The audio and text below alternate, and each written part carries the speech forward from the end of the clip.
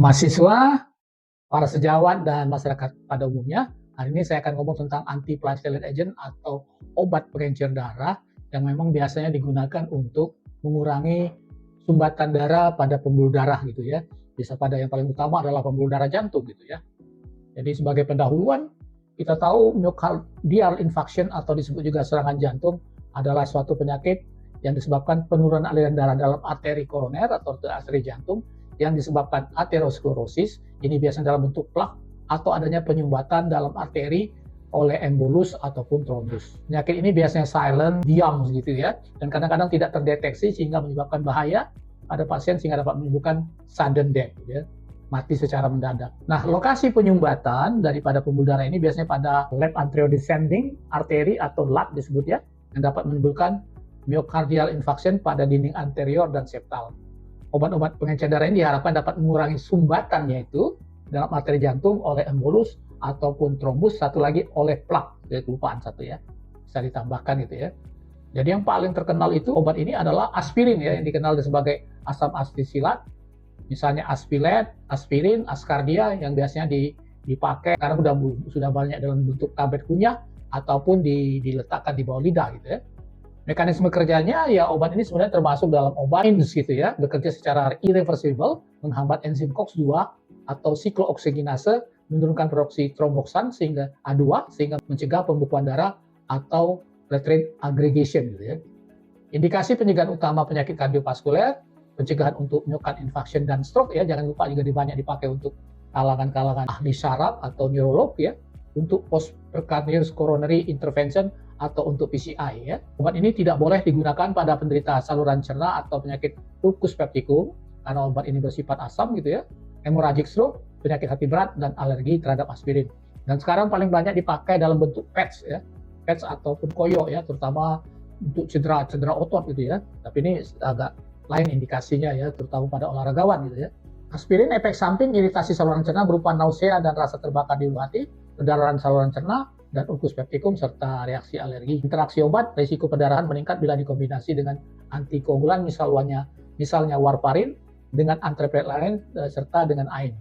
Dosis untuk pencegahan penyakit kardiovaskuler itu sekitar 75 sampai 100 mg per hari untuk pencegahan sekunder post myocard infarction atau stroke, 75 sampai 162 mg per hari gitu ya. Yang kedua, penghambat P2Y12 atau clopidogrel yang dikenal dengan nama dagang Plavix. Yang terbaru adalah prasugrel ya, dan ticagrelor. Kalau prasugrel itu dikenal dengan nama dagang Evian, dan ticagrelor dengan Brilinta. Nah, obat-obat penghambat P2Y12 ini kadang-kadang dikombinasi dengan aspirin ya, sekarang paling banyak penelitiannya ya, untuk menghilangkan sumbatan pembuluh darah itu. Mekanisme kerja dengan menghambat reseptor P2Y12 dalam trombosit atau dalam platelet, mencegah pembentukan ADP dan dari pengaktifan platelet sehingga terjadi penurunan pengaktifan dan agregasi platelet ya. Dan indikasi yang pertama adalah untuk acute coronary syndrome, sering dikombinasi dengan aspirin, disebut dual terapi, post PCI dengan stent placement, stroke prevention, clopidogrel digunakan bila aspirin dikontraindikasikan, serta penyakit arteri periferal ya, biasanya pakai clopidogrel gitu ya, CPG gitu ya, dengan nama generik CPG biasanya ya. Indikasi prasugrel kontraindikasi pada riwayat stroke atau TIA. Ticagrelor lebih disukai dari clopidogrel pada ACS gitu ya, acute coronary syndrome, karena penghambatan platelet lebih kuat. Cangrelor penggunaan intravenous pada PCI, post percutaneous coronary intervention. Nah, kontraindikasi adalah pendarahan aktif saluran cerna, penyakit hati berat serta hipersensitivitas, interaksi proton pump inhibitor, misalnya golongan omeprazole, lansoprazole, dapat menghambat sitokrom P2C19 sehingga menurunkan aktivitas clopidogrel. Rifampin, carbamazepin, phenytoin ya. Kita tahu ini adalah obat-obat drug industri yang kuat yang menurunkan efektivitas clopidogrel. Risiko pendarahan meningkat bila diberi bersama anticoagulan misalnya warfarin. Dosis clopidogrel dan aspirin untuk ACS ya, dosis awal 60 mg sekali sehari, dilanjutkan dosis pemeliharaan 10 mg sekali sehari ya. Nah, yang ketiga adalah penghambat glikoprotein 2B atau 3A yang disebut aflibercept, eftivebatid, dan tirofiban ini ya nama dagangnya. Mekanisme kerja menghambat reseptor glikoprotein 2B dan 3A sehingga mencegah ikatan fibrinobrin terhadap platelet dan membentuk suatu bekuan. Indikasi pasien risiko tinggi yang akan menjalani PCI, percutaneous tadi ya, ataupun coronary angioplasty untuk angina unstable dan terapi tambahan untuk ACS.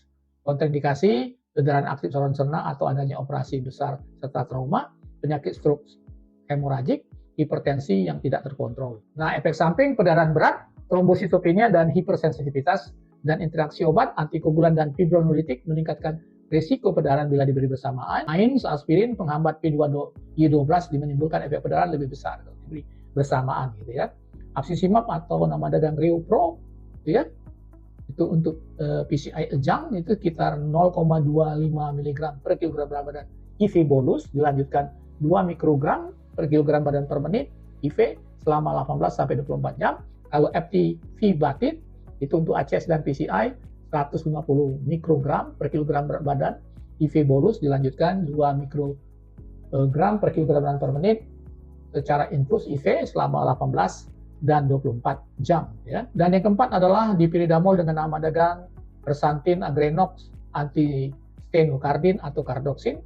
Mekanisme kerjanya menghambat fosfodiesterase sehingga meningkatkan siklik AMP dalam platelet sehingga menurunkan aktivasi platelet gitu ya.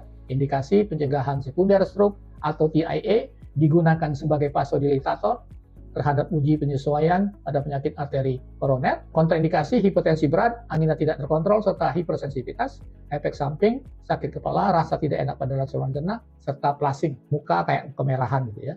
Dipiridamol interaksi obat, risiko perdarahan meningkat bila diberi bersama antikoagulan, AINS dan SSRI, serta efek vasodilasi akan meningkat bila diberi bersama dengan golongan nitrat dan penghambat kalsium.